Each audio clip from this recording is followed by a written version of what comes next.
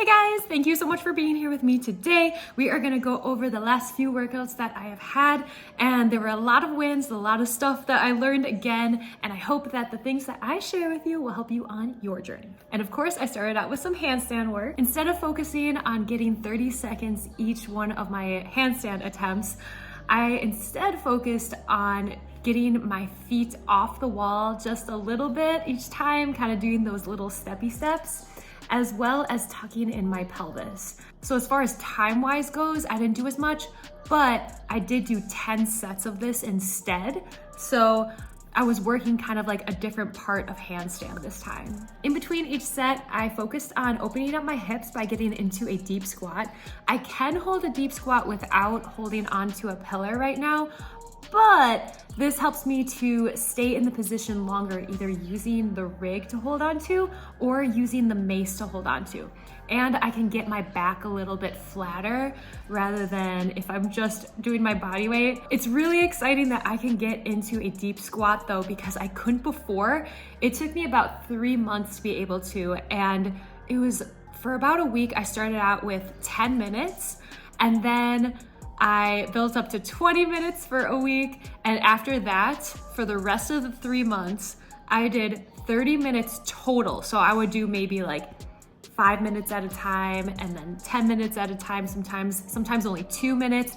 And I would use plates to elevate my heels.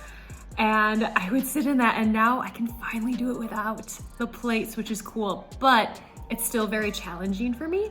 So using these tools is really, really nice to be able to sit in the position a little bit longer with some assistance. So if you can't do a deep squat now, you can learn it. You can train your body to learn it. And it's something I learned from Move's method to do the 10 minutes, 20 minutes, and 30 minutes. So all gratitude for their channel for encouraging me to do that, because it's such an important skill to have as a human being, and I just can't recommend it enough. I was definitely feeling floaty on this day, as in I came in with a plan and then I scrapped the plan entirely, which is totally okay. I'm always open to doing that, to be honest, unless I'm of course training for a comp.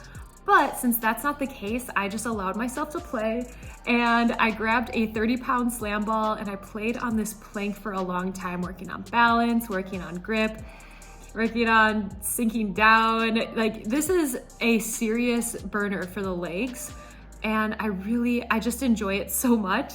So if you don't have a plank at your gym, why are you even going there? No, I'm just kidding. It's very uncommon, but I really recommend to get yourself a plank so you can walk it. Arr. In between walking the plank, I did some mace 360s. I'm not as familiar with the mace, so I'm kind of dabbling into it a little bit more lately, but it's really cool because now my shoulders are so much more open because I've been stretching my shoulders and my lats, my triceps a lot more.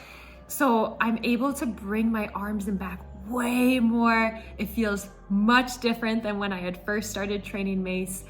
I'm just very happy with this progress. Then I did a little bit of floor work just to check in with my body, see how she's doing, and just explore different types of movement. And this movement always makes me really, really happy.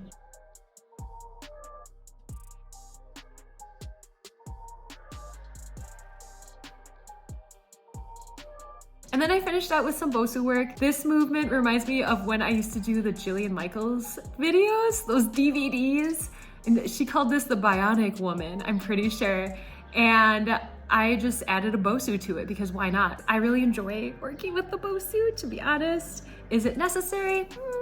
Not really, but is it fun? Heck yeah, and that's all that matters. After the Bosu work and after my workouts, Justin's client / our friend Matthew, he taught me Hung Gar.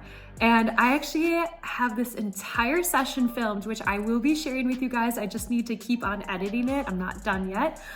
But it was incredible. It was so much fun to learn a different style of staff training. I'm just very excited to share with you guys. Yesterday, Justin and I were definitely not feeling like going to the gym. So instead we took a nature walk in the rain, and it was incredible. It was so wonderful. I don't have footage because we don't take our phones with us during that time. It was just so wonderful. And then I took a walk I usually do 2 to 4 miles on the treadmill or outside. And I did 4 miles on the treadmill, just clearing my head, answering messages, listening to some fun podcasts. And it's something I've really been enjoying lately. So yeah, I've definitely been continuing with my walking. I'm so glad that I did take that rest day yesterday because today felt way better. And I had started to feel that decline of feeling like I wanted to be at the gym, but today I was excited again and I was ready to tackle all of my goals again. There were quite a few wins today and I'm very excited about this. So this one, the compression taps. I was able to bring my feet so much closer to my hands, at least I think so. I'll compare the footage, I'll pop it up here. But since I first started, and I was able to go up on my toes way higher and really just be more compressed. This was a huge win for me on these. I did 3 sets and then I went into handstand work against the wall. The first few sets went decently, about the same as usual. And then Justin joined me. He is my husband and he is great at everything. So he showed me how it was. And he also gave me the cue to make sure I'm pointing my toes and really engaging my quads. I was able to hold a very quick handstand, very tiny. And as you can see, I was extremely excited about it. And then the next time I attempted it, I held even a longer one, still very quick, but it was a longer one. That's what she said.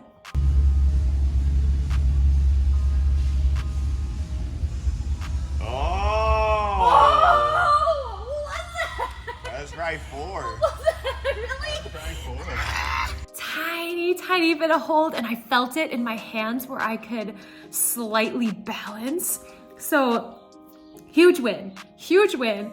As always, I do definitely still need to work on opening up my lats and my shoulders. Justin took me to his Hero Fit lab and he showed me a few exercises where I could possibly get a really good lat stretch. And then I wanted to work on my explosive power for my pull-ups to help transfer with my muscle ups. So I try to bring myself up as high as possible, below the bobes if possible.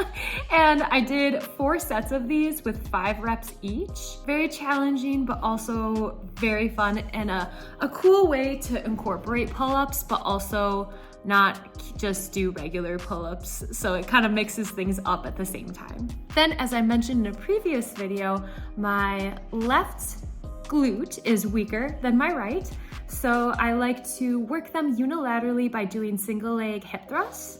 And I'm using a 40-pound dumbbell here. I did 3 sets of these. And I'm trying to remind myself to start on my weaker side first. Sometimes I go into default though and I accidentally do my right side first, but we were good today. After that, I went into planche training and I wanted to make sure I did 35 seconds instead of 30 seconds for these. And this first one was definitely messy. 1, I forgot to take off my shoes, which is fine. 2, my hips are way too high. My foot was also cramping, so it wasn't a good time. So I looked at the footage because I knew it didn't feel quite right.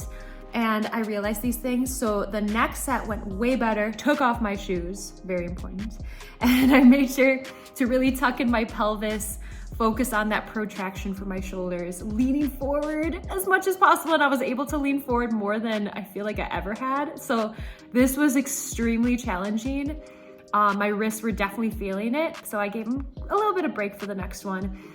And then here was my last set. And this one I would say was not as good. I took a picture of each of my sets, as you can see here. My last set, my hips were a little bit higher than the first. And I feel like there was more roundness in my mid back rather than just the protraction of my shoulders. So that's something to focus on still. It's interesting being in the movement because sometimes it feels good. And then you look at the footage and you're like, that wasn't good at all. What was I thinking? Then I moved on to hollow hold and my goal was to get to 50 seconds instead of 45, which I did 3 times. Now on this first set, I did not realize it, but looking at the footage, again, my arms I wanted to bring a little bit lower. So for the next set and the one after, I made sure to have my arms lower. And then I decided to separate my hands into more of like a handstand kind of position. And I tried to focus more on engaging my quads and pointing my toes, but then my toes started cramping up, or my foot. So I stopped doing that as much. But yeah, I was able to make it to that 50 seconds, so big win.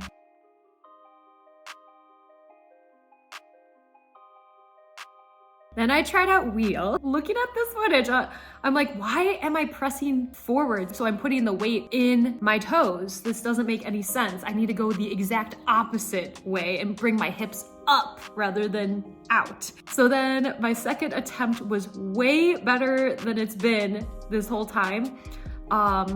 I know it looks pretty bad, but I'll put an image up here of what it used to be.